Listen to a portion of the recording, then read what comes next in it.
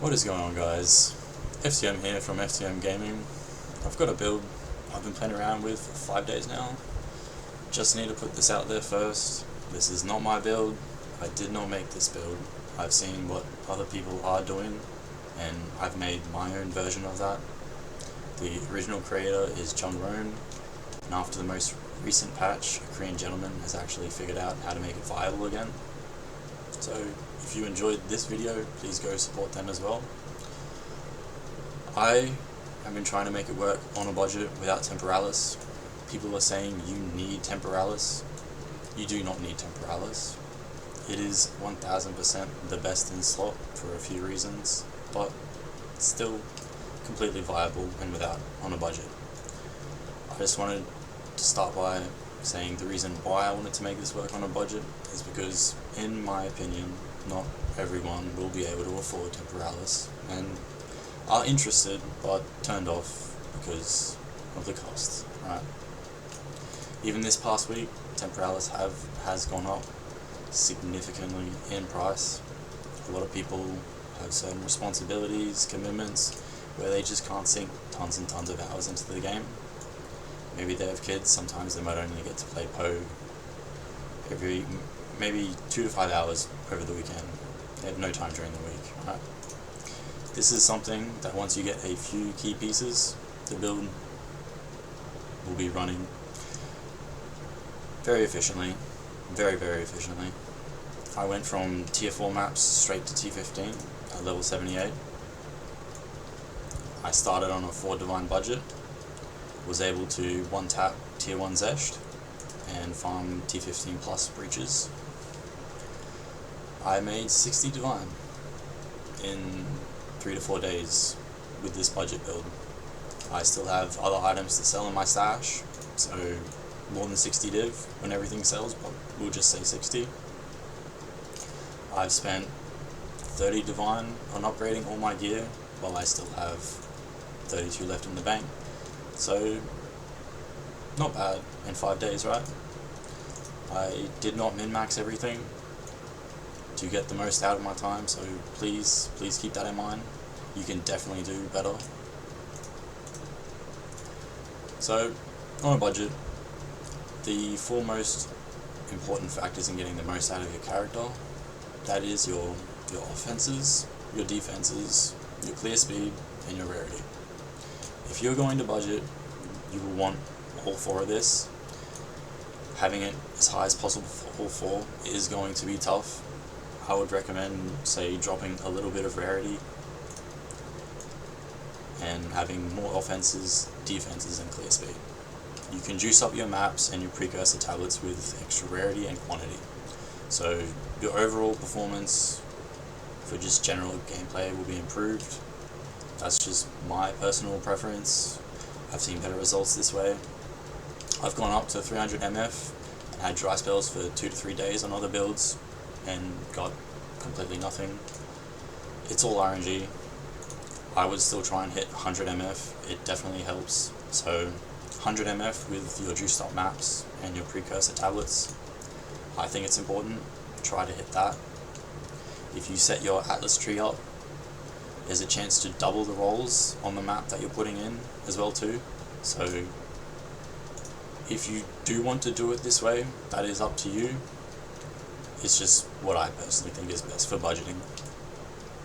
So I started out maining life and energy shield, and I decided to add evasion into the mix after building up some currency. And even when I get Temporalis, I'm still considering keeping evasion. I think it's that important, honestly. 99% of the time, now that I have 40% plus evasion, I'll walk straight into a massive pack of mobs, breaches, and not worry at all, right? It was a significant difference to my overall defenses in getting the most out of my time when I'm farming. So I would 100% recommend building it this way. Even if you have a little bit less life and energy shield, having evasion 30-40%, even if it's just that, it changes things on your defenses. So 100% recommend building it that way. Right? We do not have Temporalis. We cannot blink to any position on the screen whenever we're in trouble. Having evasion will save you. So, I'll show you some clips of some bosses so you can see the insane DPS output. I'll have a breach clip as well. I think it's important for the build to be able to function properly, doing both like bossing and map clear, right? And after the clips, we'll go into a few key points. I'll give my opinion on what I think is the most important things to focus on as you're gearing your character up, and to just get everything functioning as smoothly as you can at endgame, while still keeping a budget.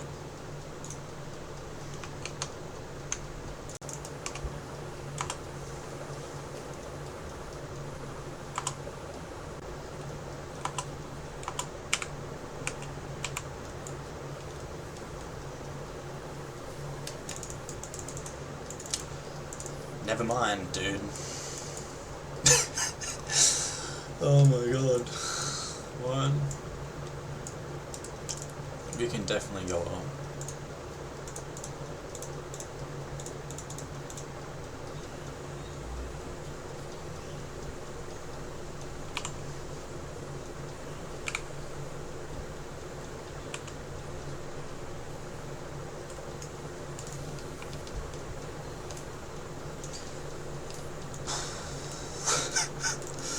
Okay, dude.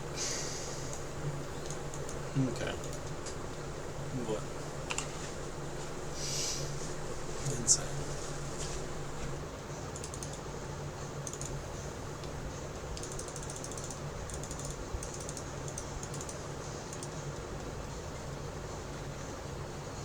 Dude, the graphics are so cool. Look at that.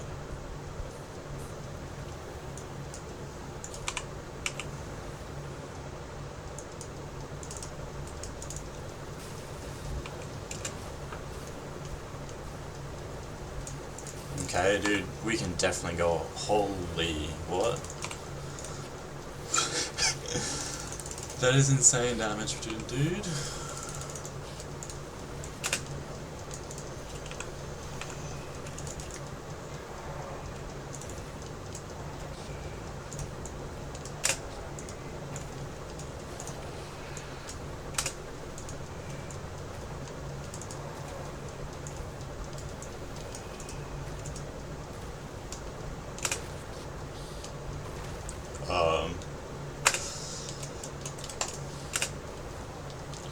Bro, I want to learn the mechanics, eh? That's so scary. We got it!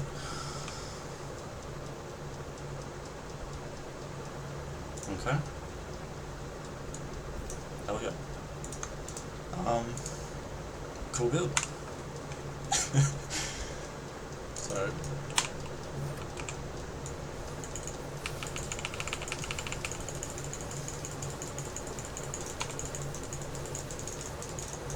let's go around and then we'll come back up.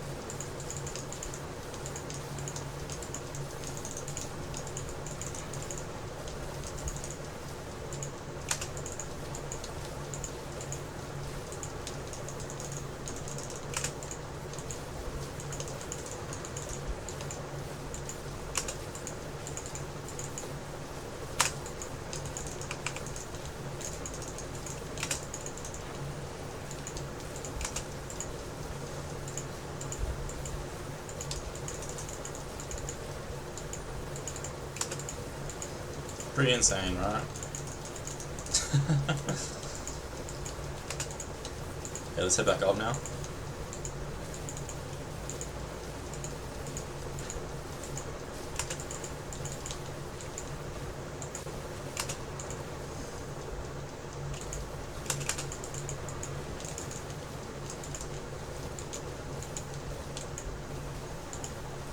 That's why I reckon it's important to just quickly check the area. Because if we know that bottom bit's going to be a dead end, we can just get more out of it, right? Okay. So I will leave some links in the description for you to find out what stats to aim for on your gear, your jewels, and what to do for your skill tree. So check them out if you are interested. Also keep in mind, if you have never made a cast-on build, the placement order of the supports matter in the gem mix. So set it up the same way if you want to run the build. Two cast-on crit gems is best in slot, but if you do not have enough spirit reservation, you can use one cast-on crit and then one cast-on shock. If you need cast-on crit with frostwall, that's the most important, okay? And make cast-on shock have the 2 sparks instead. So these are the key points to make the build work. I've gone Witch and Blood Mage Ascendancy. It is best in slot on a budget 100%, because from the Witch Ascendancy you get the inherent 15% crit chance for spells, so that is a massive increase. Right?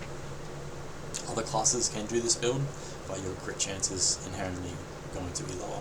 So on a budget, it's harder to hit the points that you need to make this function. Right?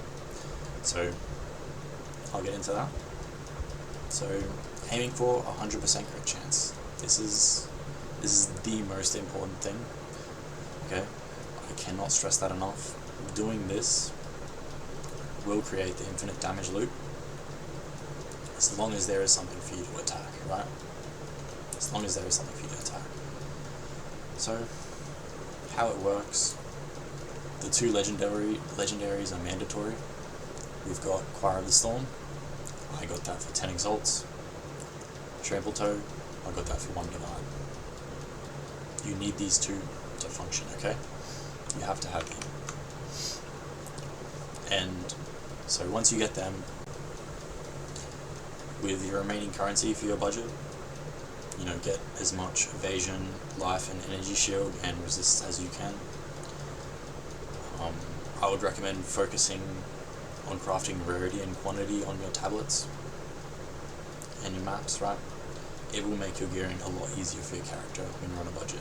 So I just want to go in to like the gems, explain how it works if you haven't seen anything for Autobomber. So we are getting the Greater Lightning Bolt, which is where all of our damage is coming from, right? Greater Lightning Bolt. Whenever it crits, we will get the Greater Lightning Bolt. Now, how we've got it set up here, we've got cast on crit. So we throw out Spark crits, it will create a frost wall. The frost wall will be summoned on the monster. Since the frost wall crits that monster, it will, you know, trigger the Greater Lightning Bolt. That will come down, that will hit the frost wall and the overkill damage from Trample Toe. That's where our damage is coming from. The damage will be lower without these, so mandatory. I 100% recommend getting that. Now, since we have always got 100% crit, that lightning bolt that has come down and exploded the frost wall with the overkill damage, that will start the loop of the infinite damage, right? Because we've got 100% crit chance. So that lightning bolt will crit, it will cast more frost walls, it will cast more sparks when we crit, and that's how it's in an infinite loop. So getting Greater Lightning Bolt crit chance is the most important thing. I would rather you have less damage, I'd rather you have not as a good wand, right? So this does 12,000 on sheet, more damage, right? But the build doesn't function as good without the crit chance for spells, because I'm hitting the 100% cap, and that's how we're getting the infinite loop. So just keep that in mind. Getting to 100% crit chance is the most important thing, okay? So you can get that on your wand, you can get that on your helmet. I've chose to get this legendary. I've used it since the start of the game, and you can get crit chance on your jewels. I have Ingenuity. I've recently got this. I was running it without it on the 4-div budget. It just obviously boosts my stats here, right? So more crit chance, more crit damage. So just to show you the jewels, what I mean, right? See how it's got increased crit chance and crit chance for spells. Try to get them on your jewels, and also get a mana on kill, and you don't need life on kill because you can also run cannibalism, right? But if you don't have enough spirit, maybe you need to put that in there. So you just have to kind of play around with it. Now, so that was my old wand. Less damage but more crit. I had to get new gloves just to cap my reses since I got Ingenuity. This was my first chest piece. 400 ES. This is what I've gotten after I've upgraded, so pretty nice piece. I would recommend getting, if you can't get a high ES and high evasion chest piece, just get a really, really high evasion chest piece and then try and make it up for it in these two pieces, because you will be running Grim Feast. Okay, so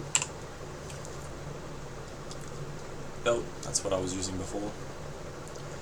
These two rings I was using before, well, that's what I'm using now. So I'll hover over everything quickly. 2 rings, Ingenuity. As of right now, the stats that I am using, and also get Subterfuge Mask here. This will give you a bunch of extra evasion if you can hit your crit. As long as you're hitting your crit, get Subterfuge Mask here. So that's what I'm currently running. I have Sigil of Power in my offhand just for more burst damage, Mana Tempest, and then I will sacrifice my minions.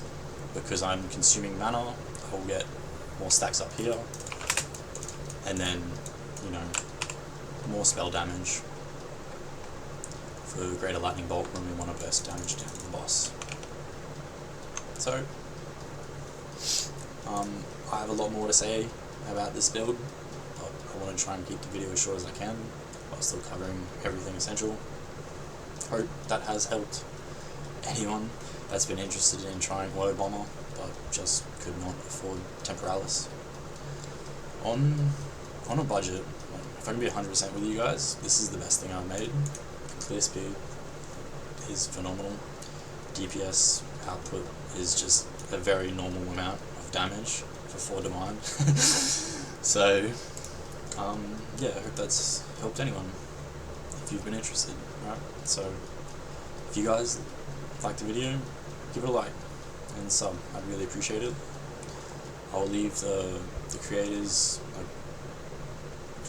of the build links in the description, so go check them out as well. Any feedback, I appreciate that as well too. Yeah, so hope that's helped. Thanks for watching, Exiles. Alright, I'm out. Peace.